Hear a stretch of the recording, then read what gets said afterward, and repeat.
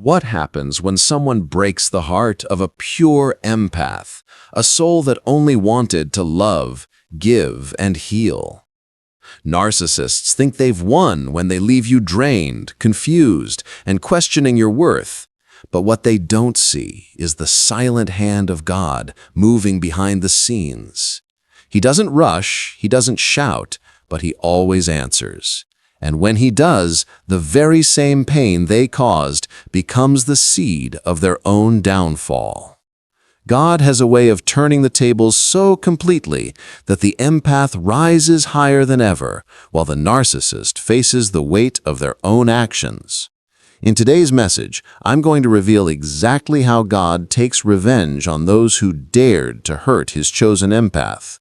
Stay with me until the very end, because you'll see signs you might already be living in that season of divine justice. And before we dive deep, let me know in the comments if you've ever felt God step in after someone wronged you. And don't forget to subscribe, because your healing journey is just getting started. When an empath suffers at the hands of a narcissist, the first question that rises in the heart is, why would God allow this? It feels unfair, almost cruel, that someone who only wanted to give love, loyalty, and honesty would be placed in the path of someone who thrives on manipulation and destruction. But what looks like abandonment is often preparation. God does not allow pain without purpose, and he does not place his children in battles where victory has not already been written. The hurt is not proof that God has forgotten you. It is proof that he is shaping you. The truth is, pain reveals what comfort cannot. In moments of peace, we do not often see the depth of our own strength. But in seasons of betrayal and heartbreak, the soul is stretched. The empath discovers boundaries they never thought they could hold, courage they never thought they could stand in, and wisdom they never thought they could carry. God allows the narcissist to enter, not because he delights in your suffering, but because he intends to awaken the warrior inside of you. The betrayal becomes a classroom, and though the lessons are harsh, they mold the empath into someone sharper, wiser, and spiritually unshakable. Another reason God allows the hurt is to remove illusions. Empaths often see the world through a lens of hope. They want to believe that every heart can be healed, every person can change, and every soul can love as deeply as they do. While this is a beautiful gift, it can also be dangerous. Without discernment, that same gift leaves them vulnerable to predators. The narcissist comes as a test, stripping away the illusion that everyone deserves unlimited access to their heart. Through the pain, God teaches the empath the value of boundaries, the importance of discernment, and the reality that love must be given to those who are worthy, not to those who only seek to exploit it. And perhaps the most powerful reason God allows the hurt is to bring the empath closer to him. When the narcissist shatters their trust, they realize no human being can be their ultimate source of security.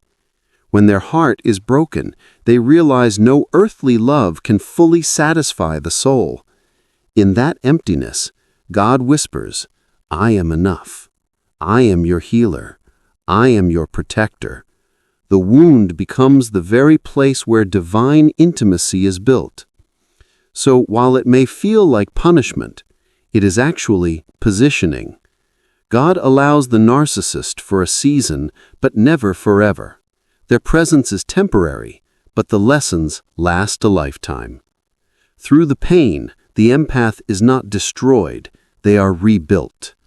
Through the betrayal, they do not lose their worth, they discover it. And when the season of hurt finally passes, the empath emerges not as a victim, but as a chosen vessel carrying wisdom, resilience, and a testimony of God's unfailing purpose. The empath's silent tears are not just drops of sadness. They are heavy with the weight of betrayal, confusion, and the breaking of trust.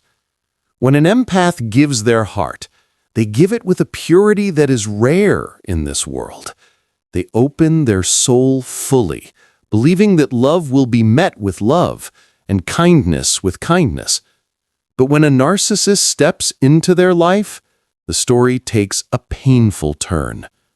Narcissists know exactly how to pull on the strings of the empath's heart. They pretend to mirror their love, they mimic their compassion, and they make promises that feel unshakable. And because empaths see the good in everyone, they believe. They hold on. They pour themselves out, thinking they are planting seeds of light in someone else's life. But what they don't see at first is that the narcissist is only taking, draining, and leaving behind emptiness. The tears of an empath often fall in silence because they don't want the world to see their pain. They don't scream for attention, they don't seek revenge, and they don't try to expose the narcissist. Instead, they retreat into themselves, crying quietly in the dark, asking God why their love was treated like it had no value. Their hearts ache not only because of what was done to them, but because they can't understand how someone could look at love so pure and still choose to destroy it. For an empath, betrayal is not just about losing a relationship. It feels like losing a part of their very soul. They question themselves, wondering if they gave too much, if they trusted too quickly, or if something is wrong with them for believing in goodness. What makes their tears even heavier is the isolation they feel. People on the outside rarely understand the depth of their wound. They might hear phrases like, "just move on," or "it's not a big deal." But for an empath, it is a big deal. It is not about the surface act. It's about the spiritual bond that was broken, the trust that was shattered, and the heart that was mishandled. The empath cries in silence because they know most people would never fully grasp the storm inside them.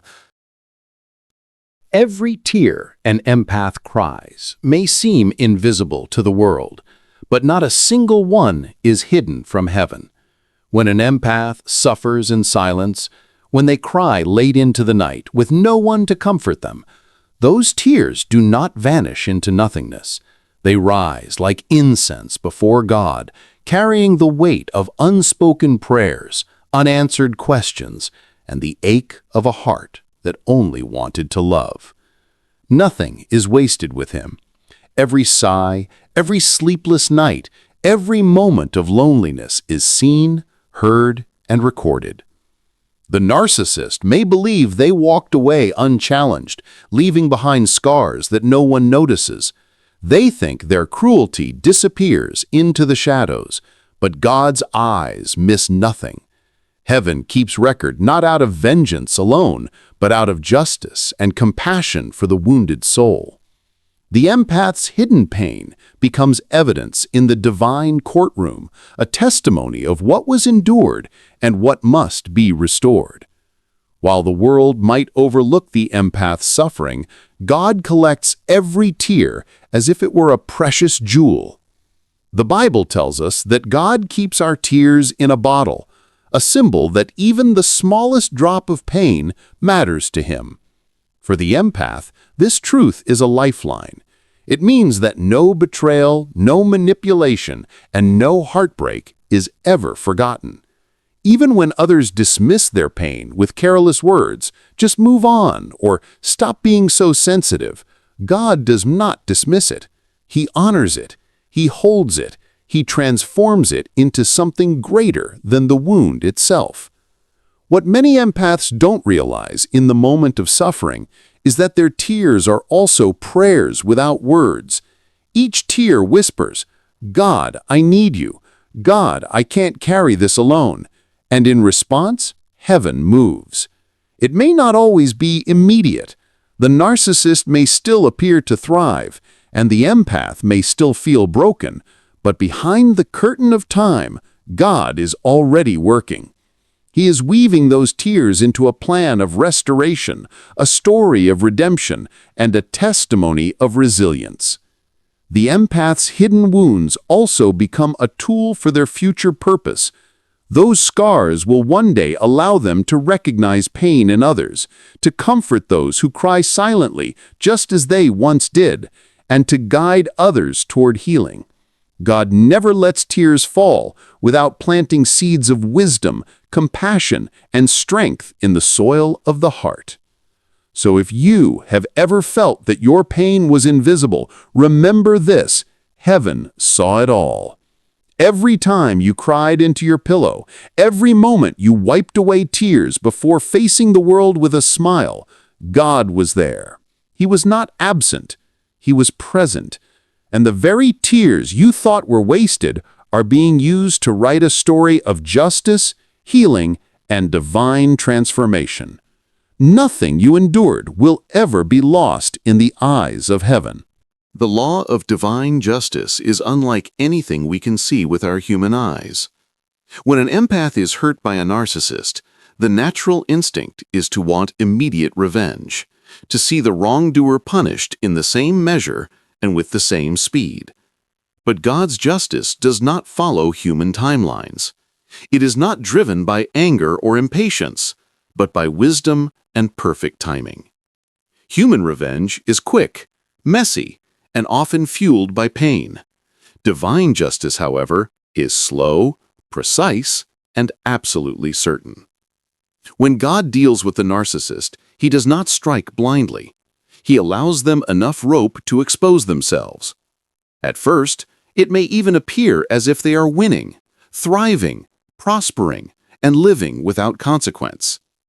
This is where many empaths feel the deepest sting, wondering why their abuser seems blessed, while they themselves are broken.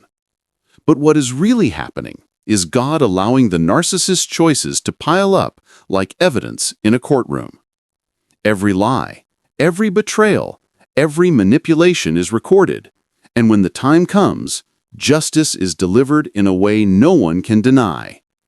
Divine justice is not only about punishing the narcissist, it is also about protecting and elevating the empath. If God acted immediately, the lesson would be lost, the preparation incomplete, and the growth unfinished. The waiting season is not wasted. It is where the empath learns patience, faith, and discernment. And when justice finally comes, it is not just about the narcissist's downfall, but also about the empath's restoration. God makes sure the tables turn so completely that the same empath who once cried in silence now walks in strength and peace. Unlike human revenge, which seeks to hurt, divine justice seeks to heal. God does not simply mirror back the pain the narcissist inflicted. He designs consequences that bring truth to light, expose hidden lies, and strip away false power. Many times, the narcissist ends up trapped by their own schemes, destroyed by their own arrogance, or humiliated by the very image they tried to build. They reap exactly what they sow, and the empath does not need to lift a finger. This slow but certain justice also teaches the empath to release the burden of revenge. When you know that God Himself is the judge, you no longer waste energy trying to fight battles that are not yours. Instead, you step back, let go, and trust that time will reveal everything.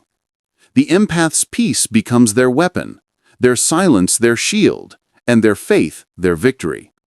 So remember this: divine justice may not come when you demand it, but it always comes when it is needed. God's timing ensures that when it happens, it cannot be undone, denied, or reversed. The narcissist's downfall is inevitable, not because you chased it, but because heaven decreed it. And in that moment, you will see that God's way of justice is not only fair, it is perfect. There comes a moment when the mask of the narcissist can no longer stay in place. For a season, they move through life pretending, charming, and deceiving. They wear a carefully crafted disguise, appearing generous, loving, or trustworthy on the outside, while hiding manipulation, selfishness, and cruelty on the inside. To the empath, this mask is often convincing at first, because their heart is pure and they see the world through compassion. But God is never fooled. He allows the mask to remain only long enough for His greater purpose, and then, in His timing, He rips it away. Exposing the narcissist's mask is not always loud or dramatic. Sometimes it happens quietly, piece by piece, until the truth can no longer be hidden. A careless word slips, a lie is uncovered, or an action contradicts their polished image. Suddenly, those who once admired them begin to question. The cracks spread, and the person who seemed untouchable is revealed for who they truly are. Other times, the exposure is swift and undeniable. Scandals break open, secrets come to light, and the very image they worked so hard to protect collapses in an instant. This is not coincidence. It is God's hand at work. When the empath has cried in silence, when they have chosen not to fight with their own strength, God Himself steps in. He makes sure the truth is revealed in such a way that no one can deny it. What was hidden in darkness comes into the light, and what was whispered in secret is shouted from the rooftops. The narcissist's lies, once their greatest weapon, become their downfall. For the empath, this moment is both painful and liberating. Painful because seeing the full reality of who the narcissist truly is cuts deep. It confirms that the love, the trust, and the sacrifices they gave were placed into empty hands. But it is also liberating because the confusion ends. The empath no longer questions if they imagined it, no longer wonders if they were too sensitive, no longer doubts their own worth. The mask is gone, and with it the gaslighting and deception lose their power. God exposes the narcissist not just for the sake of justice, but also to protect the empath and free them from the cycle of manipulation. He does what the empath could not do alone. And when the truth comes out, it often shocks everyone who is fooled by the facade. The very people who once sided with the narcissist turn away, realizing they were deceived. This reversal is part of God's justice, humbling the proud and uplifting the broken. In the end, the exposure of the narcissist's mask is a reminder that no lie lasts forever. Truth is eternal, and God ensures it will always rise to the surface. For the empath, this is the moment of release, the point where the chains break, clarity returns, and they are free to step into healing with their head held high. The downfall of a narcissist rarely comes from outside forces, it almost always comes from within. What destroys them is not simply punishment from God, but the weight of their own arrogance, pride, and cruelty. For a while, they may seem untouchable, rising higher, gaining recognition, and even convincing others of their false greatness. They thrive on manipulation and control, building an image that appears unshakable. But behind every step upward, they are secretly planting seeds of their own collapse. God allows them to rise just high enough so that when they fall, the impact is undeniable. The arrogance of a narcissist blinds them. They believe their charm will always hide the truth, their lies will always cover their tracks, and their power will always protect them. But pride is a dangerous foundation. The higher they climb, the more fragile their position becomes. One careless decision, one reckless word, one betrayal too many, and the entire structure crumbles. Their need to dominate and belittle others eventually turns against them, for even those who once admired them grow weary of their cruelty. Slowly, allies turn into critics, and the very crowd they once controlled begins to see through the illusion. What makes their downfall so sudden is the swiftness of God's timing. For months, maybe years, the empath might wonder why the narcissist continues unchecked, but when God decides the season is ended, everything shifts quickly. Opportunities dry up, relationships break apart, secrets are exposed, health, finances, or reputation begin to unravel. What looked like strength was only temporary. It collapses the moment God removes his covering. This sudden downfall is not meant to satisfy revenge in the empath's heart, but to prove a spiritual truth. Evil cannot stand forever. Lies have an expiration date, and pride always invites destruction. The narcissist, in their arrogance, thought they were untouchable, but their cruelty was a debt that had to be repaid. God's justice ensures that what they use to hurt others becomes the very weapon that pierces their own life. For the empath, witnessing this fall can bring a strange mixture of emotions. There may be relief as truth is finally revealed and justice finally seen, but there may also be sorrow, because the empath's heart never wished destruction on anyone, even the one who hurt them. Yet this is the reality of spiritual law. You cannot sow cruelty and reap peace. You cannot plant deception and harvest trust. And you cannot live in arrogance without eventually being humbled. The narcissist's downfall is a warning to the proud and a comfort to the broken. It shows that no matter how long it takes, God will not allow cruelty to reign unchecked. For the empath, it is also a turning point, the moment when the shadow of the narcissist's power is gone and a new chapter of freedom and healing begins. The empath's journey is never an easy one. They are often the quiet givers, the healers, the ones who notice pain in others even when it is carefully hidden.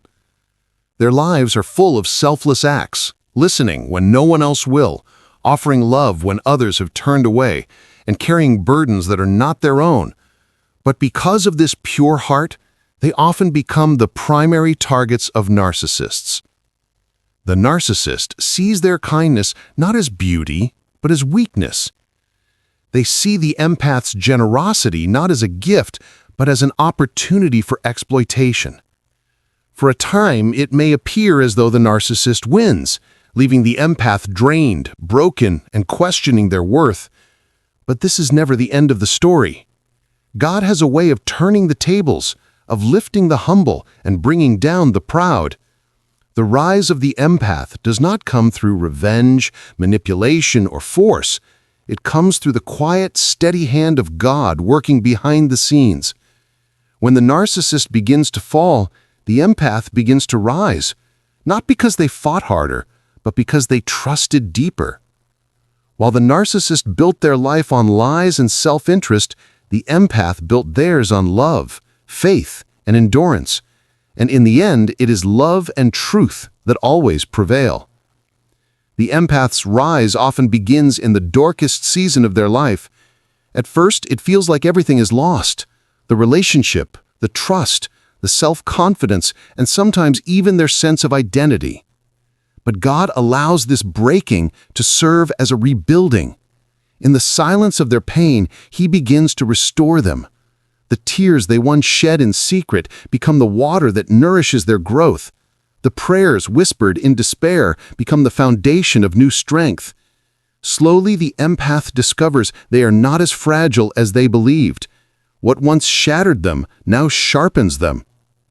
This rise is not about worldly success alone, though it often manifests in unexpected blessings. It is spiritual first. The empath begins to see themselves as God always saw them, not as weak, but as chosen, not as broken, but as refined, not as a victim, but as a vessel of light. Where the narcissist sought to make them feel small, God enlarges their spirit. Where the narcissist tried to silence their voice, God gives them a louder platform. Where the narcissist tried to strip them of love, God surrounds them with people who honor, cherish, and protect them. One of the most beautiful parts of the empath's rise is that it happens naturally, without the need to prove anything.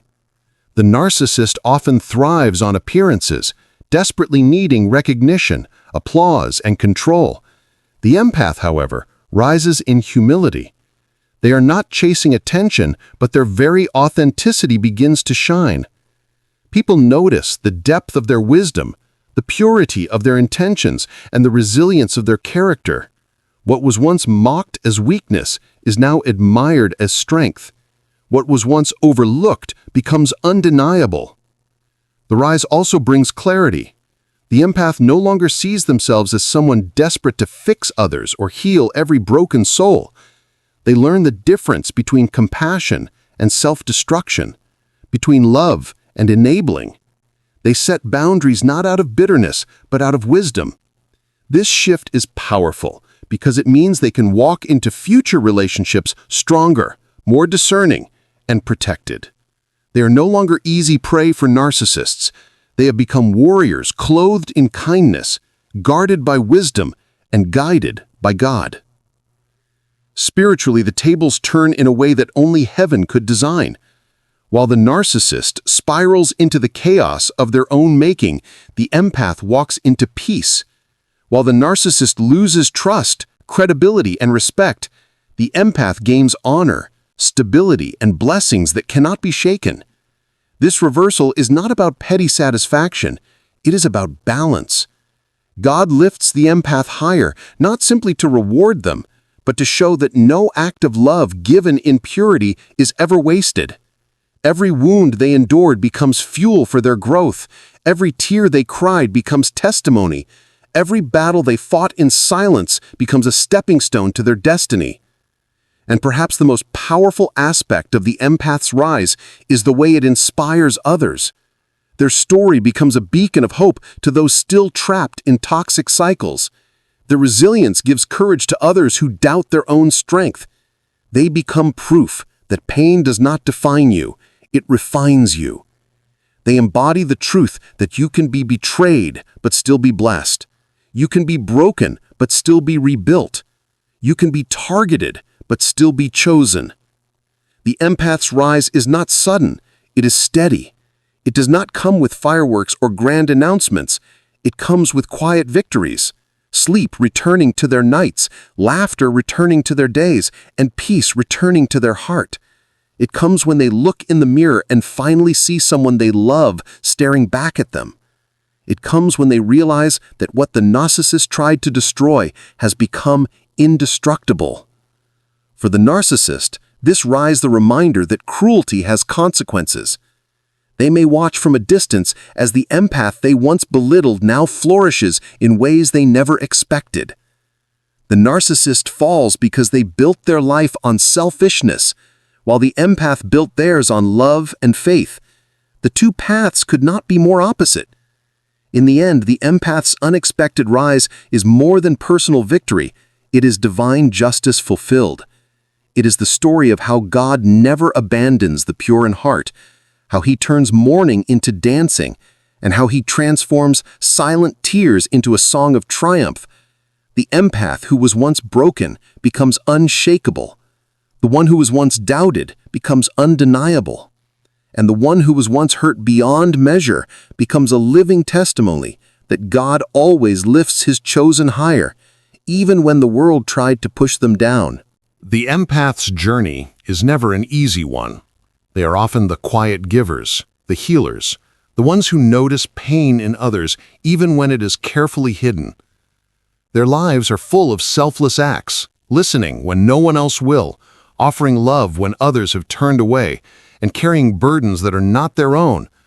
But because of this pure heart, they often become the primary targets of narcissists. The narcissist sees their kindness not as beauty, but as weakness. They see the empath's generosity not as a gift, but as an opportunity for exploitation. For a time, it may appear as though the narcissist wins, leaving the empath drained, broken, and questioning their worth. But this is never the end of the story. God has a way of turning the tables, of lifting the humble and bringing down the proud. The rise of the empath does not come through revenge, manipulation, or force. It comes through the quiet, steady hand of God working behind the scenes. When the narcissist begins to fall, the empath begins to rise, not because they fought harder, but because they trusted deeper. While the narcissist built their life on lies and self-interest, the empath built theirs on love, faith, and endurance. And in the end, it is love and truth that always prevail. The empath's rise often begins in the darkest season of their life. At first, it feels like everything is lost. The relationship, the trust, the self-confidence, and sometimes even their sense of identity. But God allows this breaking to serve as a rebuilding. In the silence of their pain, He begins to restore them. The tears they once shed in secret become the water that nourishes their growth. The prayers whispered in despair become the foundation of new strength. Slowly, the empath discovers they are not as fragile as they believed. What once shattered them now sharpens them. This rise is not about worldly success alone, though it often manifests in unexpected blessings. It is spiritual first. The empath begins to see themselves as God always saw them, not as weak, but as chosen, not as broken, but as refined, not as a victim, but as a vessel of light. Where the narcissist sought to make them feel small, God enlarges their spirit. Where the narcissist tried to silence their voice, God gives them a louder platform. Where the narcissist tried to strip them of love, God surrounds them with people who honor, cherish, and protect them. One of the most beautiful parts of the empath's rise is that it happens naturally, without the need to prove anything. The narcissist often thrives on appearances, desperately needing recognition, applause, and control. The empath, however, rises in humility. They are not chasing attention, but their very authenticity begins to shine. People notice the depth of their wisdom, the purity of their intentions, and the resilience of their character. What was once mocked as weakness is now admired as strength. What was once overlooked becomes undeniable. The rise also brings clarity. The empath no longer sees themselves as someone desperate to fix others or heal every broken soul. They learn the difference between compassion and self-destruction, between love and enabling. They set boundaries not out of bitterness, but out of wisdom. This shift is powerful because it means they can walk into future relationships stronger, more discerning, and protected. They are no longer easy prey for narcissists. They have become warriors clothed in kindness, guarded by wisdom, and guided by God. Spiritually, the tables turn in a way that only heaven could design. While the narcissist spirals into the chaos of their own making, the empath walks into peace. While the narcissist loses trust, credibility, and respect, the empath gains honor, stability, and blessings that cannot be shaken. This reversal is not about petty satisfaction, it is about balance. God lifts the empath higher, not simply to reward them, but to show that no act of love given in purity is ever wasted. Every wound they endured becomes fuel for their growth. Every tear they cried becomes testimony. Every battle they fought in silence becomes a stepping stone to their destiny. And perhaps the most powerful aspect of the empath's rise is the way it inspires others. Their story becomes a beacon of hope to those still trapped in toxic cycles. Their resilience gives courage to others who doubt their own strength. They become proof that pain does not define you, it refines you. They embody the truth that you can be betrayed but still be blessed. You can be broken but still be rebuilt. You can be targeted but still be chosen. The empath's rise is not sudden, it is steady. It does not come with fireworks or grand announcements. It comes with quiet victories. Sleep returning to their nights, laughter returning to their days, and peace returning to their heart. It comes when they look in the mirror and finally see someone they love staring back at them. It comes when they realize that what the narcissist tried to destroy has become indestructible. For the narcissist, this rise the reminder that cruelty has consequences. They may watch from a distance as the empath they once belittled now flourishes in ways they never expected. The narcissist falls because they built their life on selfishness, while the empath built theirs on love and faith. The two paths could not be more opposite. In the end, the empath's unexpected rise is more than personal victory. It is divine justice fulfilled. It is the story of how God never abandons the pure in heart, how he turns mourning into dancing, and how he transforms silent tears into a song of triumph. The empath who was once broken becomes unshakable. The one who was once doubted becomes undeniable. And the one who was once hurt beyond measure becomes a living testimony that God always lifts his chosen higher, even when the world tried to push them down. There comes a moment in the life of every empath when they realize that silence is not weakness, but strength. For so long, the narcissist has thrived on conflict, on arguments, on pulling reactions out of the empath like strings on a puppet. Every raised voice, every tear, every attempt to defend or explain became fuel for the narcissist's control.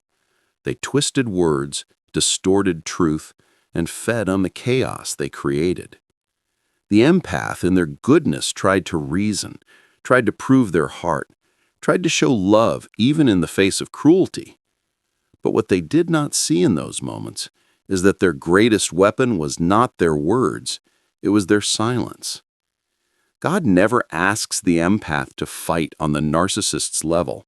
He knows that the narcissist is a master of manipulation, skilled at twisting logic, and relentless in breaking down defenses. To argue with them is to step into a battlefield where the rules are rigged.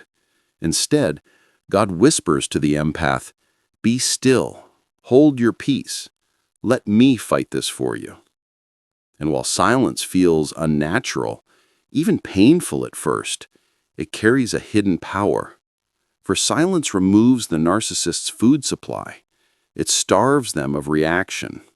It leaves them shouting into an empty room, unable to feed on the empath's energy. The beauty of silence is that it is not passive. It is active obedience to God. It is the choice to step aside and allow divine justice to take the front line. The empath may not realize it, but their silence speaks volumes in the spiritual realm. It says, "I will not let this break me. I will not let you define me. I trust God to handle what my words cannot." That posture alone shakes the foundation of the narcissist's power. They cannot control someone who no longer reacts, no longer explains, no longer dances to their tune. In the silence, something deeper begins to happen. The empath hears themselves again. They hear their own heart, their own spirit, their own connection to God. The noise of manipulation no longer drowns out their inner truth. Clarity returns. They begin to see the narcissist for what they truly are, not the image they projected, not the mask they wore, but the brokenness behind their cruelty. And while the empath may still hurt, they also begin to reclaim their power by refusing to engage. Narcissists hate silence because it exposes them. Without reactions, without emotional fuel, their mask begins to slip. They become desperate, reckless, even more aggressive at times, trying to provoke a response. But the more the empath holds steady, the more the narcissist's behavior reveals itself to others. What was once hidden behind charm and deception now comes to light, because without the empath's participation, the narcissist is forced to stand alone in their ugliness. Silence, then, becomes not only protection, but revelation. God uses this silence as a stage. While the empath says nothing, God speaks loudly through circumstances. Opportunities open for the empath, while doors close for the narcissist. Truth leaks out in unexpected ways. People who once doubted the empath begin to notice inconsistencies in the narcissist's story. Justice unfolds not through arguments, but through exposure. Silence becomes the soil where God plants vindication, and in time, the fruit is undeniable. For the empath, embracing silence also brings healing. No longer entangled in endless debates or cycles of explanation, they find rest. They learn that not every accusation deserves a response. Not every lie needs correction. Not every attack requires defense. They learn that their dignity is not in how loudly they fight back, but in how calmly they walk away. In this quiet strength, the empath discovers a new kind of power, the power to choose peace over chaos, trust over fear, and faith over control. And this is why silence terrifies the narcissist, because silence means freedom. It means the empath is no longer bound by their manipulative grip. It means they are no longer a puppet in the narcissist's play. It means the narcissist has lost the very thing they craved most: attention, control, dominance. And once lost, it can rarely be regained. But the most powerful part of silence is what happens spiritually. Heaven responds to silence in ways the empath cannot see. Every unspoken word becomes a prayer. Every withheld reaction becomes a declaration of trust in God's justice. And God honors it. He steps in with a power greater than any argument, any defense, any human effort. He moves hearts, shifts circumstances, and executes justice in ways that no amount of shouting could achieve. Silence, then, is not about ignoring injustice. It is about surrendering the battle to the one who never loses. It is about realizing that vengeance belongs to God, not to the empath. It is about standing firm in dignity while waiting for God's perfect timing. And when that timing comes, the silence that once felt heavy will be revealed as the very weapon that preserved the empath's soul and prepared their victory. So when silence becomes power, the empath learns the greatest lesson, that strength is not always in speaking, but sometimes in choosing not to. That battles aren't always won with swords, but sometimes with stillness. That God's justice is louder than any argument, and His timing is swifter than any defense. The empath's silence is not emptiness, it is alignment. Alignment with truth, with peace, with faith. And in that alignment, they find a freedom the narcissist can never touch. For the narcissist's power lives in noise, but the empath's power lives in peace. And peace, once rooted in God, cannot be shaken. The season of restoration is the promise every empath carries in their spirit, even when they cannot see it yet. After enduring betrayal, heartbreak, and manipulation at the hands of a narcissist, it is easy to believe that too much has been lost. The peace they once had seems shattered. Their confidence feels stripped away. Opportunities that slip through their fingers feel gone forever. But what the empath often forgets in the middle of their suffering is that God is a master restorer. He does not simply replace what was stolen, He multiplies it. Every wound, every sleepless night, every tear becomes a seed planted in the soil of divine justice. And when the season shifts, the harvest is always greater than what was lost. For a long time, the empath may feel as though the narcissist has stolen years that can never be regained. They may reflect on the trust they gave so freely, the love they poured out, and the sacrifices they made, wondering if it was all wasted. Yet heaven has been keeping careful record. God does not ignore the tears of His children, nor does He overlook injustice. The very moments that seemed like wasted seasons are actually preserved in His hands, waiting to be restored in ways beyond imagination. When restoration begins, it often comes quietly. The empath may notice their spirit feeling lighter, their mind clearer, and their heart less weighed down by memories of the past. This is the first sign that God is restoring peace, the very peace the narcissist tried to destroy. Slowly, the storms inside calm down, and the empath realizes they can smile again without forcing it. They can sit in silence without being haunted. They can love themselves without guilt. Peace is the first gift, because without peace, nothing else can truly be enjoyed. But God does not stop with peace. He restores confidence, the deep knowing of who the empath truly is. The narcissist may have spent years chipping away at their self-worth, planting lies, and creating doubt. But when God begins to restore, those lies lose their power. The empath starts to see themselves as God always saw them, strong, valuable, chosen, and deeply loved. They begin to walk differently, speak differently, and carry themselves with quiet authority. It is not arrogance, it is the natural glow of someone who has been through fire and came out refined, not destroyed. And then comes the restoration of opportunities. What the narcissist tried to block, doors of success, relationships, or blessings, God reopens in unexpected ways. A new job appears, one far better than the one they lost. A friendship is formed that feels more genuine than all the ones before. A dream that seemed impossible suddenly becomes reality. These opportunities are not coincidences, they are divine alignments, proof that God returns what was stolen, but with increase. What once seemed like a dead end turns into a new beginning, crafted perfectly in God's timing. The beauty of restoration is that it always comes multiplied. If peace was stolen, God brings joy with it. If confidence was attacked, He adds wisdom and discernment alongside it. If opportunities were blocked, He opens doors that lead to abundance. This multiplication is not only for the empath's benefit, but also as a testimony to the world that God defends His children. Those who once mocked or doubted will see the difference, and the empath's story becomes living proof of divine faithfulness. It is important to understand that restoration does not erase the past, it transforms it. The pain is not forgotten, but it no longer has the power to define.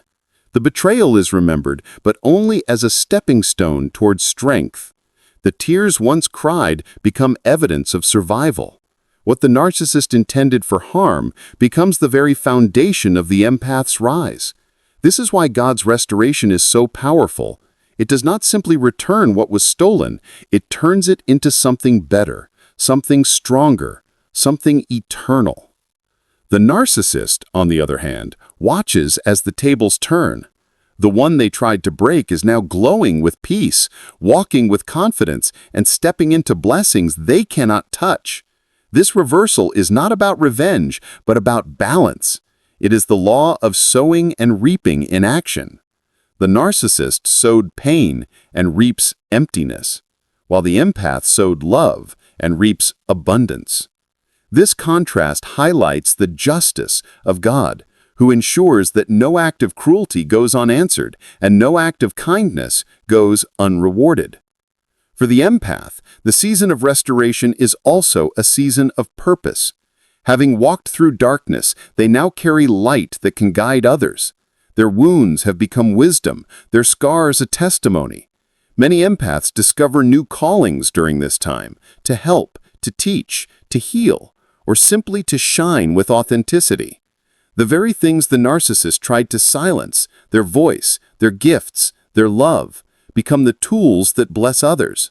What was once a story of pain becomes a story of victory. And in this transformation, the empath finds meaning greater than the suffering itself. Restoration also brings freedom. The empath no longer feels chained to the memory of the narcissist.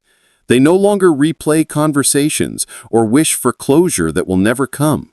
They stop searching for explanations and simply rest in the truth that God has handled it. Freedom allows them to dream again, to trust again, and to live again. And with freedom comes joy, the kind of joy that cannot be shaken because it is rooted in divine restoration, not human approval. This season does not arrive overnight. It unfolds slowly, like dawn breaking after a long night.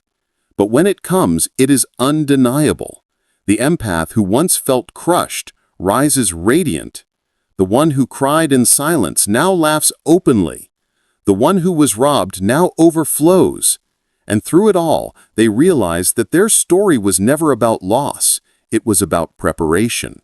Preparation for greater blessings, deeper wisdom, and a closer walk with God. The season of restoration is proof that God does not abandon His children. He allows storms, but He also brings rainbows. He permits battles, but he also guarantees victories. For every empath who has been hurt by a narcissist, the promise is certain. Everything the enemy tried to steal will not only return, but it will return multiplied. And when it does, it will silence every doubt, heal every wound, and remind the empath that with God, nothing is ever truly lost. The mirror of karma is one of the most mysterious yet certain laws of God's justice. For every wound inflicted, for every lie spoken, for every tear an empath sheds because of a narcissist, there comes a time when the tables turn. And when they do, the narcissist does not escape the pain they created. They walk straight into it. What they once laughed at, they now live. What they once mocked, they now taste. This is not coincidence, nor is it blind chance. It is the reflection of their own actions being returned to them piece by piece until they feel the weight of what they so carelessly put on others. At first, narcissists believe they are untouchable. They move through life taking advantage of hearts, exploiting kindness, manipulating trust, and discarding people as if they were nothing more than tools. They think their cleverness will always shield them, that their charm will always protect them, and that their cruelty will always go unseen. But heaven records every act, and the law of sowing and reaping cannot be escaped. You cannot plant thorns and expect roses. You cannot scatter pain and expect peace. Eventually, the narcissist faces their own reflection, and in that mirror, they see themselves for the first time. The beauty of this mirror is that it does not need human hands to hold it up. God Himself sets it before them. He orchestrates situations, relationships, and seasons where the narcissist becomes the victim of the very tactics they once used. The liar is lied to. The manipulator is manipulated. The betrayer is betrayed. The one who mocked others' tears finds themselves crying tears they cannot control. And while it may not happen immediately, when it does, it is undeniable.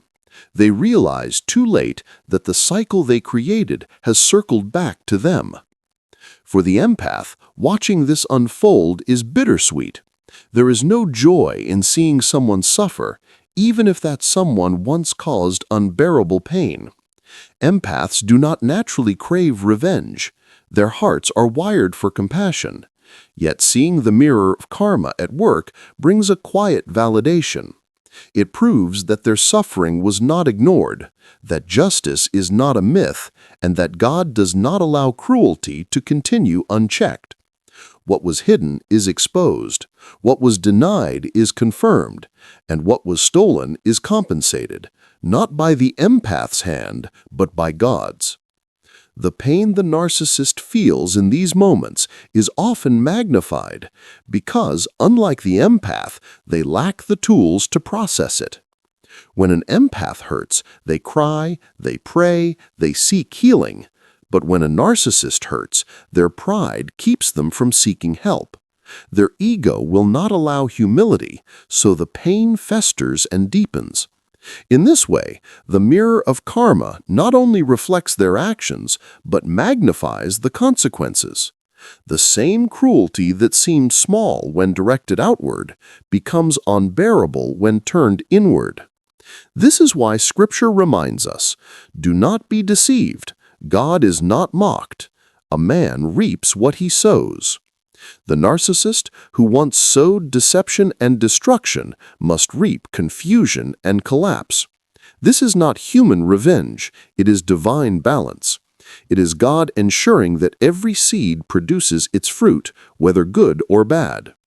The narcissist cannot escape this cycle because it is woven into the very fabric of existence. Sometimes the reflection comes through people. They meet someone who treats them the way they treated others, cold, dismissive, or manipulative. Suddenly, the narcissist is forced to live in the very story they wrote for others. Sometimes it comes through circumstances, a sudden loss of status, money, or reputation, leaving them vulnerable in ways they once mocked. And sometimes it comes through silence. The empath they once tormented no longer reacts, leaving them powerless and alone. Every mirror is different, but the truth reflected is always the same. The pain they gave out has returned home. For the empath, the lesson of the mirror of karma is freedom. They no longer have to carry the burden of making things right. They no longer have to prove themselves or fight for justice. They can release the weight of revenge because God's justice is already in motion. The empath's only role is to heal, to grow, to rise, while the narcissist faces their own reflection. The mirror also serves a spiritual purpose. It humbles the proud. It shows them that no matter how high they thought they stood, they are not above divine law. It strips away illusions of control and forces them to confront their humanity. And though many narcissists resist the lesson, some do break under the weight of their reflection and finally see themselves for who they are. For a few, this becomes the beginning of repentance. For most, it becomes the collapse of their carefully crafted empire. Either way, the mirror does not lie. What makes this loss so powerful is its inevitability. It may take months or years, but it will come. The empath does not need to chase it, and the narcissist cannot run from it. The seeds of cruelty take time to grow, but their harvest is guaranteed. And when it arrives, it often comes at the exact moment the narcissist least expects. When they are at their highest, most arrogant, most confident, that is when the mirror is placed before them and the fall begins. For those who have been hurt, the mirror of karma is not a call to gloat, but a reminder of God's justice. It says to the empath, "Your tears mattered, your pain was not forgotten, and the one who hurt you will see themselves for what they truly are." It says to the narcissist, "You cannot escape the reflection of your own hands. What you gave out has returned." And it says to the world, "God's justice may move slowly, but it never fails." The mirror of karma is both a warning and a comfort, a warning to those who live carelessly, thinking their cruelty will never come back, and a comfort to the broken, reminding them that every act of kindness, every prayer whispered through tears, every step of endurance is also a seed, and those seeds too will return multiplied. The narcissist's harvest may be pain, but the empath's harvest will be restoration. In the end, the mirror does not simply punish, it teaches. It teaches the narcissist the value of what they destroyed, and it teaches the empath the truth of their resilience. And while one reaps collapse, the other reaps blessing. That is the balance of divine justice. The mirror never lies, and every soul must face its reflection. The final victory is not always loud, nor is it always immediate, but it is certain. For the empath who has endured the cruelty, betrayal, and emotional torment of a narcissist, it may feel as though the pain will never end.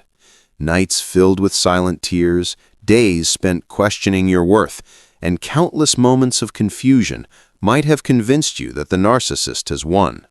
But God's story is never finished at the point of despair. His hand is always writing something greater beyond the suffering. The victory he promises is not a shallow revenge, not a simple reversal of roles, but a divine orchestration where justice and mercy meet, where your story is transformed into a testimony. In his perfect timing, the tables turn. The same wounds that once left you broken become the very places where his light shines through, and the same hands that tried to crush you end up revealing the depth of your resilience. God's justice is not just about punishing the wrongdoer, it is about elevating the one who was wronged. He takes every stolen moment, every broken dream, every scar left on your soul, and He restores them, not just to their original state, but multiplied, refined, and radiant. The narcissist, once arrogant and seemingly untouchable, begins to face the weight of their own choices. Their lies unravel, their charm fades, and their power crumbles, while the empath they tried to destroy quietly rises. This rise is not about ego or revenge. It is about alignment with purpose. It is the unfolding of God's promise that no weapon formed against you shall prosper, that every tongue that rose in judgment will be silenced, and that those who sowed seeds of pain will reap the consequences of their own cruelty. And as this happens, the empath does not just survive, they thrive. They walk into new seasons of peace where drama no longer chains them, new opportunities where their gifts are celebrated instead of exploited, and new relationships that honor their depth instead of draining it. This is the beauty of divine victory. It leaves you stronger, freer, and filled with purpose, while the narcissist is left to face the reality they tried so hard to escape. In the end, you do not need to lift a hand because God has already fought the battle on your behalf. He ensures that your story is not one of endless suffering, but of transformation, restoration, and renewal. And when you finally step into this chapter of peace, you realize the victory was never just about escaping the narcissist. It was about stepping into the fullness of who you were always meant to be. That is the final victory. Not just that the narcissist falls, but that you rise up into a life overflowing with peace, dignity, and divine purpose.